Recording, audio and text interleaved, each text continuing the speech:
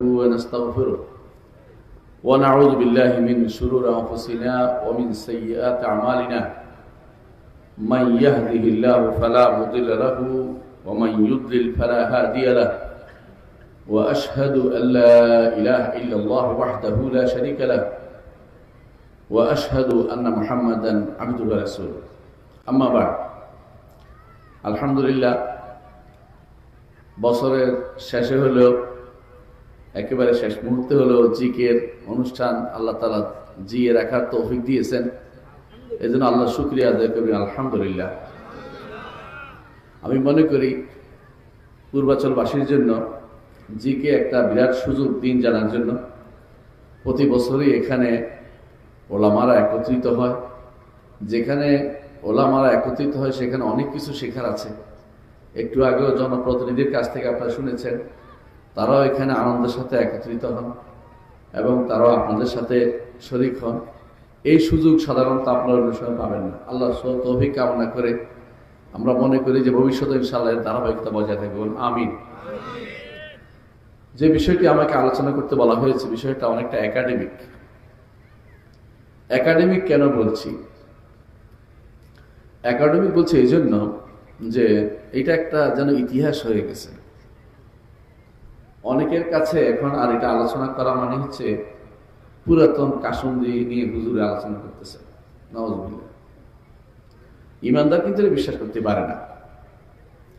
ইমানদার অবশ্যই বিশ্বাস করেন মুহাম্মদ রাসূলুল্লাহ সাল্লাল্লাহু আলাইহি ওয়াসাল্লামকে আল্লাহ জানিয়ে পাঠিয়েছেন, সেটা অবশ্যই বাস্তবায়ন করতে হবে। এটা কোনোভাবেই ছাড় দেওয়া যাবে না। হুয়াল্লাযী আরসালা রাসূলাহু বিল হুদা ওয়া দীনিল হক লিইয়ুযহিরাহু আলা দ্বীনি কুল্লিহি ওয়ালাউ কারিহাল মুশরিকুন ওয়ালাউ কারিহাল কাফিরুন। কোরআনে কারীম আল্লাহ তাআলা এই কথাটি 3 বার বলেছেন। আরসালা রাসূলাহু বিল হুদা ওয়া দীনিল হক। আমাদের নবীকে আল্লাহ তাআলা পাঠিয়েছেন বিল হুদা, হেদায়েত দিয়ে পাঠিয়েছেন, ওয়া দীনিল হক, হক দিন দিয়ে পাঠিয়েছেন। হেদায়েতের তাফসীর করেন আলেমরা ইলমুন নাফি, এমন জ্ঞান, এমন বিদ্যা যে বিদ্যা উপকারী। আর দ্বীনুল হকের অনুবাদ করেন আলেমরা এটা হচ্ছে আমল সালেহ, এমন কাজ যে কাজ সওয়াবের। ইমানদার এই দুইটি জিনিসের বাইরে চিন্তা করতে পারে না। শিখবে ইলম, এমন ইলমটি শিখবে যে ইলমটি তার কাজে লাগে। আর বাস্তবায়ন করবে এমন ইলমটি, এমন আমলটি করবে যে আমলটি তার জন্য উপকারী, যে আমলটি আল্লাহ অনুমোদন করেছেন। একটু চিন্তা করুন জাহিলিয়তের দিকে। জাহিলিয়তে কেন্দ্রীয় কোনো শাসন ছিল না, এই জন্য এটা নাম জাহিলিয়ত ছিল। এই জন্য এটা জাহিলিয়ত ছিল, কারণ কেন্দ্রীয় কোনো শাসন ছিল না। যে যেমনি পারত এমনি একে অপরকে হানাহানি করে, হত্যা করে সম্পদ দখল করত। কারোর প্রতি কারো কোনো শ্রদ্ধাবোধ, সম্মানবোধ ছিল না। এটা জাহিলিয়ত। রাসূলুল্লাহ সাল্লাল্লাহু আলাইহি ওয়াসাল্লাম এই জন্য বলেছেন যে মান মাতা ওয়ালাইসা ফি উনুকিহি বাইআ মাতা মিতাতান জাহিলিয়া। যদি কেউ এমন অবস্থায় মারা যায় যে তার ঘাড়ে কোনো বায়াত নেই, অর্থাৎ কারো আনুগত্যের কথা তার মানার মতো চিন্তা মাথায় আসেনি, সে ব্যক্তি জাহিলিয়তে মৃত্যুবরণ করেছে। কেন? জাহিলি যুগে এই জন্য কেউ কাউকে মানত না। এই জন্য রাষ্ট্র এবং সরকার খুবই গুরুত্বপূর্ণ জিনিস। রাষ্ট্র এবং সরকার খুবই গুরুত্বপূর্ণ জিনিস। কেউ যদি মনে করে যে রাষ্ট্র সরকারের কি প্রয়োজন বা ইসলাম কি রাষ্ট্র সরকার নিয়ে এসেছে কিনা সন্দেহ থাকে, তাহলে তার জ্ঞান সম্পর্কে, জ্ঞানের স্বল্পতা সম্পর্কে আমাদের সন্দেহ করার কোনো কারণ নেই। মুহাম্মদ রাসূলুল্লাহ সাল্লাল্লাহু আলাইহি ওয়াসাল্লাম আল্লাহর পক্ষ থেকে প্রেরিত মানুষ ছিলেন এবং আল্লাহর পক্ষ থেকে প্রেরিত হয়ে আল্লাহ তাআলা তাকে আনুগত্য করার কথা আল্লাহ কোরআনে বলে দিয়েছেন বহুবার। 30 আল্লাহ তাআলা বলছেন যে রাসূল আনুগত্য করতে। আর রাসূল তিনি একদিকে শাসক, একদিকে রাসূল, একদিকে মুফতি, একদিকে বিচারক, একদিকে তিনি কল্যাণকামী একজন ব্যক্তি। এমন এক ব্যক্তি মুহাম্মদ রাসূলুল্লাহ সাল্লাল্লাহু আলাইহি ওয়াসাল্লাম ছিলেন, যার প্রতিটি কর্ম আমাদেরকে বেছে নিতে হয় কোনটা কোন উদ্দেশ্যে তিনি করেছেন, কোন অর্ডার কোন উদ্দেশ্যে দিয়েছেন, আমাদেরকে বেছে নিয়ে সিদ্ধান্ত নিতে হয়। তাহলে রাষ্ট্র অবশ্যই আমাদেরকে প্রতিষ্ঠা থাকতে হবে, রাষ্ট্র প্রতিষ্ঠা করতে হবে। রাষ্ট্র ছাড়া কোনো দেশ চলতে পারে, রাষ্ট্র ছাড়া কোনো মানুষ জনবসত থাকতে পারে না। রাষ্ট্র যেখানে থাকে না, রাষ্ট্রপ্রধান যেখানে থাকে না, শাসন যেখানে থাকে না, সেখানে মানুষ ভালো অবস্থায় থাকে না। আমার এক বন্ধু ছিল, আমি যখন মদিনা ইউনিভার্সিটি পড়ি, সোমালিয়াতে তখন বিপর্যয় শুরু হয়ে যায়। তো আদম আমাকে বলছিল, নাম আদম, যে জাকারিয়া আমি দোয়া করি আল্লাহর কাছে, আল্লাহ যেন একটা শাসক আমাদেরকে দেয়, কারণ আমরা এখন বর্তমানে যে অবস্থা আছে এটা কোনো শান্তির জায়গা বলতে পারি না। মুহাম্মদুর রাসূলুল্লাহ সাল্লাল্লাহু আলাইহি ওয়াসাল্লাম মক্কাতে এসে শাসন ব্যবস্থা প্রতিষ্ঠা করতে পারেননি। মদিনাতে তিনি ইসলামী রাষ্ট্রের প্রথম পত্তন করেছিলেন, কারণ সেখানে এই পরিবেশ তৈরি হয়েছিল। মক্কাতে তার কথা শোনার জন্য কেউ উপস্থিত ছিল না। এজন্য মদিনা হচ্ছে ইসলামী রাষ্ট্রের প্রথম বুনিয়াদ, ইসলামী রাষ্ট্রের নমুনা। ইসলামী রাষ্ট্রের নমুনা কিভাবে হয়েছিল আমি একটু বুঝিয়ে বলছি। আপনারা জানেন যে একটা রাষ্ট্রের 4টে অর্গান থাকে। 1 নম্বর হচ্ছে সার্বভৌমত্ব থাকতে হবে। কার সেটা পরে বলবো, আগে সার্বভৌমত্ব থাকতে একটা রাষ্ট্রের। দ্বিতীয়ত থাকতে হয় একটা জাতি থাকতে হয়, একটা গোষ্ঠী থাকতে হয়, তাদের অধীন, এই সার্বভৌমত্ব অধীন একটা গোষ্ঠী থাকতে হয়, মানুষ থাকতে হয় কিছু।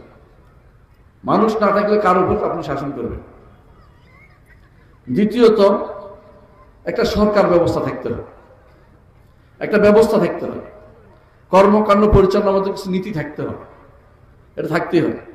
আর 4 নম্বর হচ্ছে একটা জমিন থাকতে হয়, একটা ভূমি থাকতে হয়, বাতাসের উপর হয় না, একটা রাষ্ট্র জমিন থাকতে হয়। 4টি জিনিস বর্তমানেও এটাকে তারা রাষ্ট্রনীতির মূল 4টে জিনিস অর্গানকে তারা ধরে নিয়েছে, রাষ্ট্রের 4টে অর্গান থাকতে হবে। ইসলামী রাষ্ট্র মদিনা যখন প্রতিষ্ঠিত হয়েছিল সেখানে কি কি হয়েছিল আপনাদের কি মনে আছে?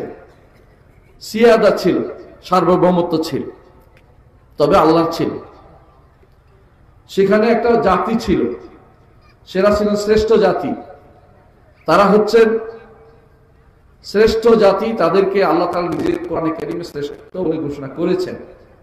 এবং খায়রা উম্মাহ, এদের মধ্যে সর্বপ্রথমে হচ্ছে সাহাবায়ে কেরাম, এবং তাদের সম্পর্কে আল্লাহ নিজে বলেছেন যে তাদের উপরে আল্লাহ তাআলা সন্তুষ্ট, রাদিয়াল্লাহু আনহুম ওয়া রাদু আনহু। এমন একটি জাতি আল্লাহ তাআলা তাদেরকে বানিয়েছিলেন। আর সেখানে একটা সরকার ব্যবস্থাপনা ছিল।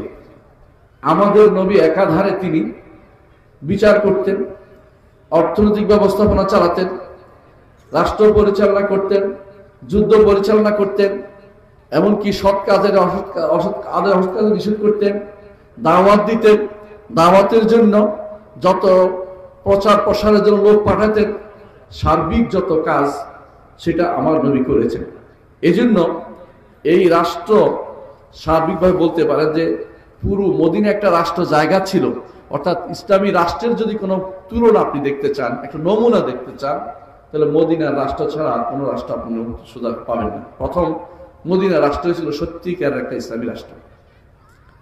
এই ইসলামী রাষ্ট্রের যে কিছু বৈশিষ্ট্য আছে, এই মদিনা ইসলামী রাষ্ট্রের কি বৈশিষ্ট্য? 1 নম্বর হচ্ছে সার্বভৌমত্ব হবে আল্লাহ, মানুষের নয়। মানুষের সার্বভৌমত্ব থাকবে না, থাকবে কার? আল্লাহর সার্বভৌমত্ব। সবকিছুতে আল্লাহ এবং তার রাসূল যা বলেছেন সেটাকে প্রাধান্য দিতে হবে। আমরা মনে করি আমাদের রাষ্ট্র বর্তমানে যদি সংবিধান রচনা হয় তাতে অবশ্যই সর্বপ্রথম থাকা উচিত যে সার্বভৌমত্ব হবে আল্লাহ এবং তার রাসূলের। আল্লাহ এবং তার রাসূলের। হ্যাঁ, বলতে পারেন তাহলে সংখ্যালঘুর কি হবে? সংখ্যালঘুরও আল্লাহ এবং তার রাসূলের নীতির ভিতরে তাদের জন্য যেই সুযোগ সুবিধা রাখা হয়েছে তার পরিপূর্ণ বাস্তবায়ন করা হবে। কারণ ইসলাম কোনদিন মদিনার শাসনের বিষয়টা একটু চিন্তা করেন। ইহুদিরা ছিল, রাসূল কি ইহুদিদের উপরে ইসলামিক আইন চালু করে দিয়েছেন? কখনো না। রাসূল কি ইহুদিদের কারণে মদিনা রাষ্ট্র ইসলামিক হওয়া নিষেধ করেছেন? তা কখনো না। অন্যরাও থাকবে, তাদের আইনও থাকবে, তাদের লোকও থাকবে, কিন্তু মুসলিমদের জন্য অন্য কোনো আইন চলতে পারে না। মুসলিমদের জন্য অবশ্যই আল্লাহ এবং তার রাসূল যা দিয়ে গেছেন সেটাই একমাত্র মেনে চলতে হবে। এই সিয়াদা, সার্বভৌমত্ব, অর্থাৎ যার উপরে আর কারো কথা চলতে পারে না, আল্লাহ এবং তার রাসূলের কথা চলতে হবে। দ্বিতীয়, অথবা বলতে পারেন যে শরীয়ত, এই শরীয়ত বাস্তবায়ন করবে কে? মানুষ। অবশ্যই যিনি ক্ষমতায় আছেন এবং যারা ক্ষমতায় যাবেন প্রত্যেকের দায়িত্ব এই শরীয়ত বাস্তবায়ন করা। কুল্লুকুম রাঈন ওয়া কুল্লুকুম মাসউলুন আন রাইয়াতিহি, প্রত্যেকে রাখাল, প্রত্যেকে রাখালিপনা জিজ্ঞাসা করা হবে। রাসূলের বলেন ইমাম, রাষ্ট্রপ্রধান, সেও রাখাল, সে একজন বড় রাখাল। তার দায়িত্ব হচ্ছে রাষ্ট্রের প্রতিটি অর্গানকে ইসলামাইজেশন করা, ইসলামী পদ্ধতিতে পরিচালনা করা, এটা দায়িত্বের ভিতরে তার পড়ে। দ্বিতীয় বৈশিষ্ট্য হচ্ছে একটা গোষ্ঠী থাকবে, একটা জাতি থাকবে, যে জাতিটা তাওহীদের উপরে তাদের ভিত্তি থাকবে। তাওহীদের ভিত্তি না থাকলে সে তো মুসলিমে না, তাকে নিয়ে আপনি ইসলাম কিভাবে প্রতিষ্ঠা করবেন? প্রথম কাজ তাওহীদের ভিত্তি আছে কিনা আপনি দেখে নেবেন। ইসলামকে পরিপূর্ণভাবে মানার মতো তার যোগ্যতা অর্জিত হতে হবে। যারা ওই গোষ্ঠী এখান থেকে বাদ পড়ে যাবে অটোমেটিকলি, যারা ইসলামকে কমপ্লিট কোড অফ লাইফ মানতে রাজি নয়। অবশ্যই ইসলাম কমপ্লিট কোড অফ লাইফ মেনে নিতে হবে। তৃতীয়, ইসলামী রাষ্ট্রের আরেকটি বৈশিষ্ট্য হচ্ছে অবশ্যই ইসলামী রাষ্ট্র প্রতিষ্ঠা হওয়ার পরে আল্লাহর শরীয়ত যেন বাস্তবায়িত হয়, এই নীতি থাকতে হবে। ছোট বড় সবকিছুতে আল্লাহ শরীয়ত বাস্তবায়িত হতে হবে। আল্লাহ তার নবীকে বলেছেন ওয়া আনিহকুম বাইনাহুম বিমা আনজালাল্লাহ, আল্লাহ যা নাজিল করেছে তাদের মধ্যে আপনি সেটা দিয়ে হুকুম দিন। ওয়ালা তাত্তাবি আহওয়াহুম, তাদের প্রবৃত্তির অনুসরণ করবেন না। আল্লাহর বিধানের বিপরীতে যা কিছু আছে সবই হচ্ছে তাদের প্রবৃত্তি। আল্লাহর শরীয়তের বাইরে যা কিছু আছে সেটা মানব রচিত প্রবৃত্তি। মানব রচিত কোনো প্রবৃত্তি সেখানে স্থান পেতে পারে না। এজন্য প্রথম যে কাজটি করতে হবে অথবা যে বৈশিষ্ট্য থাকতে হবে ইসলামী রাষ্ট্রের, তার মধ্যে একটি হচ্ছে যে তারা আল্লাহর দ্বীনকে বাস্তবায়িত করবে। আল্লাযীনা ইম্মাক্কানাহুম ফিল আরদি আকামুস সালাতা ওয়া আতাউজ যাকাতা ওয়া আমারু বিল মা'রুফ ওয়া নাহাউ আনিল মুনকার ওয়া লিল্লাহি আকিবাতুল উমুর। চারটি মৌলিক কথা আল্লাহ বলে দিয়েছেন। একটি হচ্ছে যাদেরকে দুনিয়ার বুকে প্রতিষ্ঠা করলে আকামুস সালাতা, সালাত কায়েম করে, ওয়া আতাউজ যাকাত, যাকাত প্রতিষ্ঠা করে, ওয়া আমারু বিল মা'রুফ ওয়া নাহাউ আনিল মুনকার, সৎ কাজের আদেশ দেয়, অসৎ কাজ থেকে নিষেধ করে, ওয়া লিল্লাহি আকিবাতুল উমুর, সকল পরিণতি আল্লাহর কাছেই ফিরে যায়। মানুষ যদি নিজে পরিণতি নির্ধারণ করতে যায় অবশ্যই ভুল করে বসবে। এই জন্য অবশ্যই একটি ইসলামী রাষ্ট্রের জন্য ইসলামী রাষ্ট্রের কি বৈশিষ্ট্য হবে সেটা আমরা একটু বুঝে নিই। এখন প্রশ্ন, ইসলামী রাষ্ট্র কিভাবে, ইসলামী রাষ্ট্র কি উদ্দেশ্য আসলে কি? ইসলামের উদ্দেশ্য দুইটা। কয়টা? দুইটা উদ্দেশ্য। এক নম্বর হচ্ছে যে দ্বীন প্রতিষ্ঠা। এক নম্বর দ্বীনও বুঝতে হবে কি জিনিস, প্রতিষ্ঠা করা কাকে বলে এটাও বুঝতে হবে। দ্বীন বুঝার জন্য এর জন্য প্রথমে হচ্ছে দ্বীনকে প্রচার প্রসার করা, দ্বীনের দিকে দাওয়াত দেওয়া, দ্বীনের পক্ষ থেকে প্রতিরোধ করা, এবং দ্বীনের মধ্যে যারা সন্দেহ নিয়ে আসে, বেদাত নিয়ে আসে, বাতিল জিনিস নিয়ে আসে, সেগুলিকে প্রতিরোধ করা, সেগুলিকে বাদ দেয়া। এটা আমার নবী মুহাম্মদ রাসূলুল্লাহ সাল্লাল্লাহু আলাইহি ওয়াসাল্লাম করেছেন, সাহাবায়ে কেরাম করেছেন, খোলাফায়ে রাশিদিন করেছেন, এমনকি বনি উমাইয়ারাও করেছেন। বনি উমাইয়ারাও এই ব্যাপারে শ্রেষ্ঠ ছিলেন, কারণ তারা দ্বীনের ব্যাপারে কোনো বাইরের কোনো কিছু তারা অংশগ্রহণ করেননি। বর্তমানে আপনারা যে সমস্ত জিনিস দেখতে পান যে আমাদের মুসলিমরা নিজেদের নিয়ে ব্যস্ত হয়ে আছে, এর মূল কারণ হচ্ছে দ্বীন প্রতিষ্ঠার অর্থই আমরা বুঝিনি। দ্বীন প্রতিষ্ঠা এটা রাষ্ট্রের যেমন দায়িত্ব, ব্যক্তির দায়িত্ব, রাষ্ট্রের তেমনি দায়িত্ব। অনেক কিছু রাষ্ট্র প্রতিষ্ঠা ছাড়া আপনি কোনদিন বাস্তবায়ন করতে পারবেন না। অনেক কিছু বাস্তবায়িত হয় রাষ্ট্র প্রতিষ্ঠা ছাড়া। এই জন্য রাষ্ট্র প্রতিষ্ঠা করা আসলে তো একটা ফরজ। কারণ মা লা ইউতিমুল ওয়াজিবু ইল্লা বিহি ফাহুয়া ওয়াজিব, যা না করলে ওয়াজিব পালন করা যায় না তা করাও ওয়াজিব, যা না করলে ওয়াজিব আদায় ফরজ আদায় করা যায় না তা করাও ফরজ। এই জন্য মুহাম্মদ রাসূলুল্লাহ সাল্লাল্লাহু আলাইহি ওয়াসাল্লাম হিজরত করতে বলেছেন। একটা জনগোষ্ঠী তৈরি হয়েছে, তাদের মধ্যে তিনি শাসন প্রতিষ্ঠা করেছেন।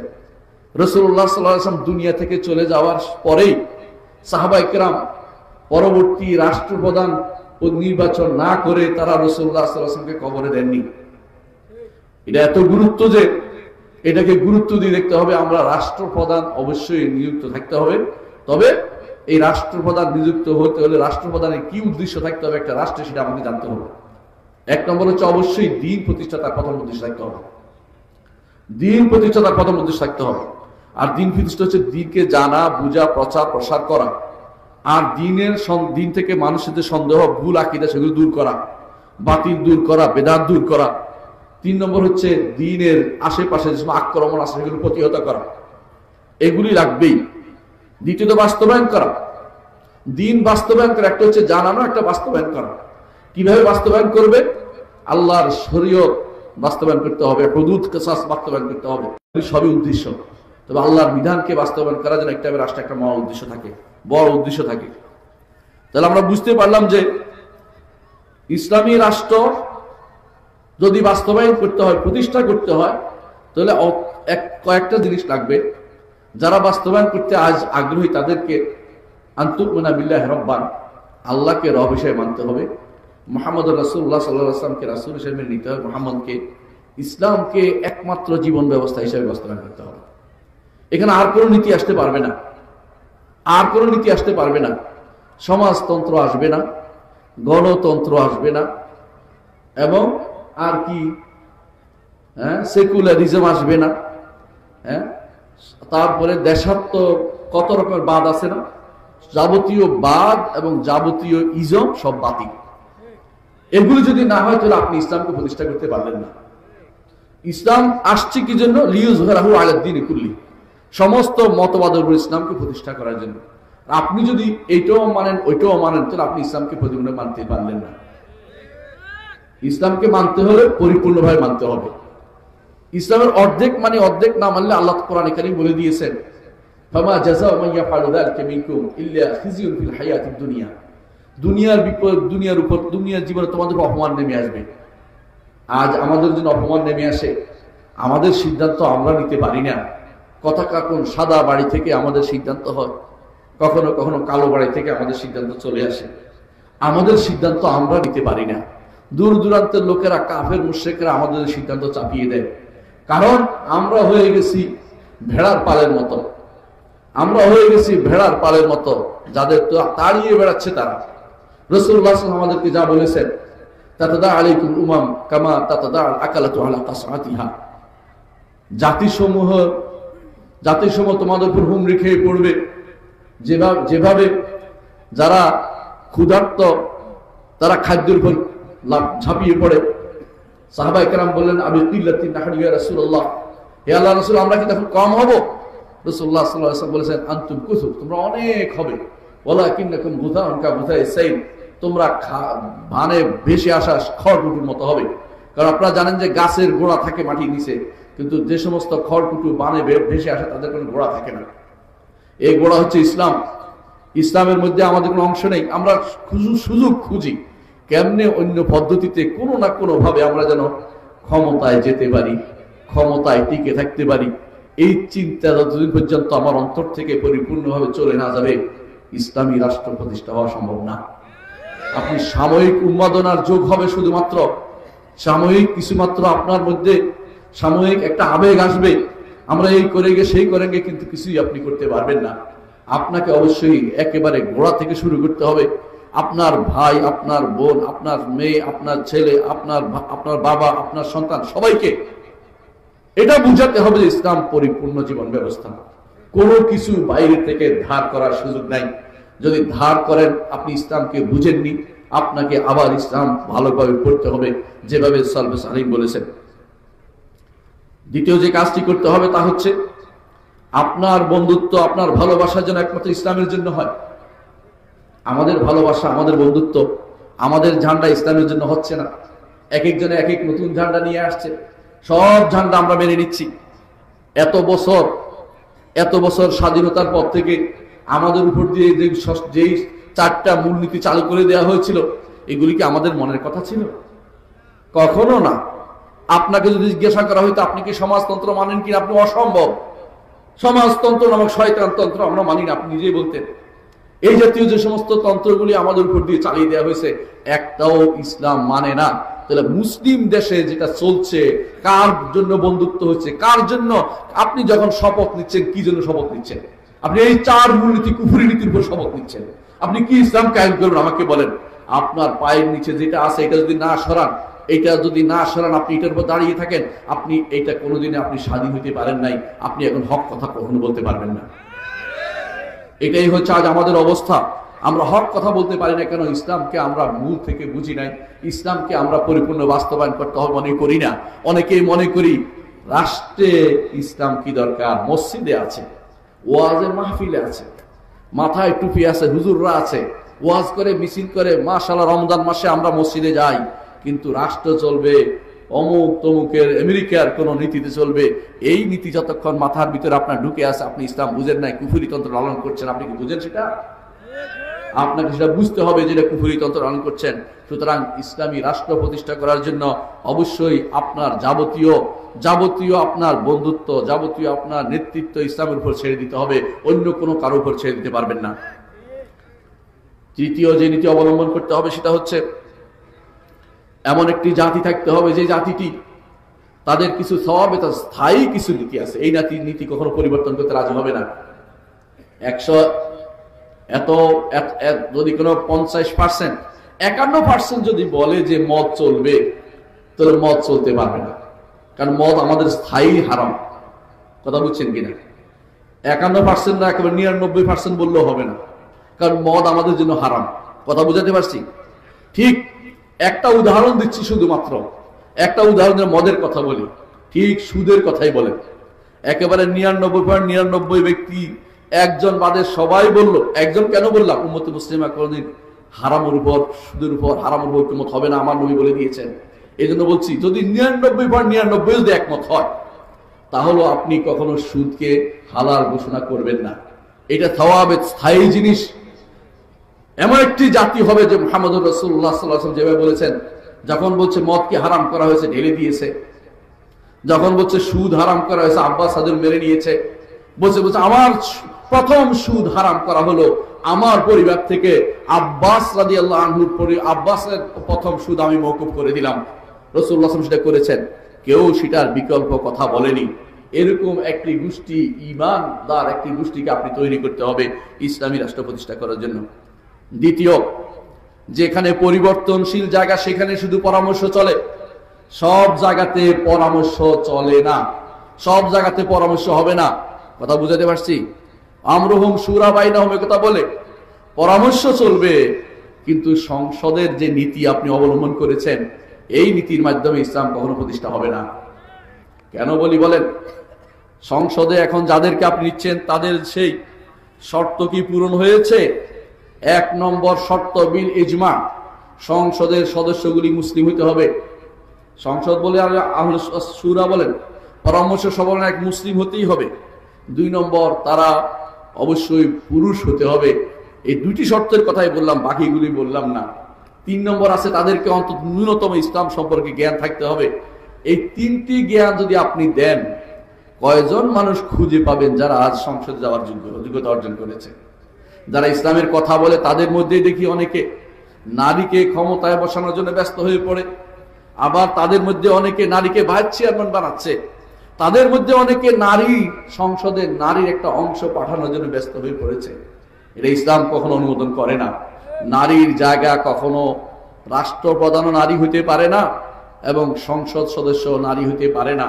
প্রমাণ দিচ্ছি, মুহাম্মদুর রাসূলুল্লাহ সাল্লাল্লাহু আলাইহি ওয়াসাল্লাম দুনিয়া থেকে চলে গেছেন, তার সবচেয়ে বেশি জ্ঞানী স্ত্রী হলেন আয়েশা রাদিয়াল্লাহু আনহা, কিন্তু মুহাম্মদুর রাসূলুল্লাহ সাল্লাল্লাহু আলাইহি ওয়াসাল্লামের খলিফাগণ আবু বকর, ওমর, ওসমান, আলী কেউ তাদের সংসদে তাদের পরামর্শ সভায় আয়েশা রাদিয়াল্লাহু আনহার জায়গা দেননি। তারা বরং যখন প্রয়োজন হয়েছে দল বেঁধে গিয়ে তার কাছে অথবা একান্তে গিয়ে তার কাছে শুনে এসেছেন যে এই বিধানটা কি, কিন্তু নারীদেরকে ঘর থেকে বের করে এই পদ্ধতি নিয়ে আসা ইসলাম কোনো অনুমোদন করে না। আপনারা এখন ভয়ে বলতে পারবেন না, এটা বললে আন্তর্জাতিক যে সমস্ত জিনিসের চুক্তি করে এসেছেন সেখানে দেশকে এর আগে বিক্রি করে দিয়ে এসেছেন। সিডাও নামক তথাকথিত কুফরি যে সমস্ত চুক্তি করে আসছেন, তাতে নারী পুরুষ সমতার উপর চুক্তি করে আসছে, আর কথাই বলতে পারবেন না। এরকম শতটা 151টা আপনার দস্তখত করেছেন, যেগুলি ইসলাম বিরোধী। এই চুক্তিগুলি ইন্টারন্যাশনাল ট্রিটিতে আপনি দস্তখত করে আসছেন। আমি জানি কেন, আমি এই সমস্ত জিনিস পড়ে বুঝছি এবং ইন্টারন্যাশনাল বিভিন্ন জায়গা দেখেছি যে বাংলাদেশ সবচেয়ে খারাপ অবস্থানে আছে। অনেক কিছু সৌদি আরব দস্তখত করে নাই, ইরানও করে নাই, অথবা আফগানিস্তানও করে নাই, কিন্তু আপনি সবার আগে দস্তখত করে আসছেন কেন? আমার ক্ষমতা যেন থাকে, দুনিয়া চলে যাক, ইসলাম চলে যাক, রাষ্ট্র চলে যাক, আমি যেন ঠিক থাকি। এটাই যেন একটা নীতি হয়ে দাঁড়িয়েছে। এই অবস্থা হলে আপনি ইসলাম প্রতিষ্ঠা করতে পারবেন না।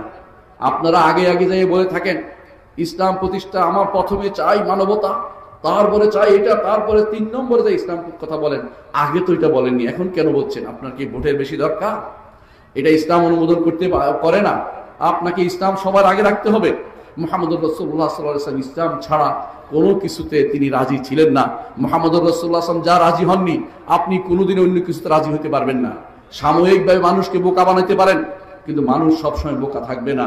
আপনাকে হক কথা বলে মানুষ কম হইতে পারে, আপনার অনুসারী, হকের দাওয়া দিতে থাকুন, আপনি সফল কাম হবেন। আর যত বেশি সাময়িকভাবে কোনো কিছু করে ক্ষমতায় যাওয়ার জন্য ব্যস্ত হয়ে পড়বেন, আপনার এর মাধ্যমে কোনোদিন ইসলাম প্রতিষ্ঠা হবে না। ইসলাম প্রতিষ্ঠা করতে হলে ইসলাম কুল পরিপূর্ণভাবে আপনাকে প্রতিষ্ঠা করতে হবে।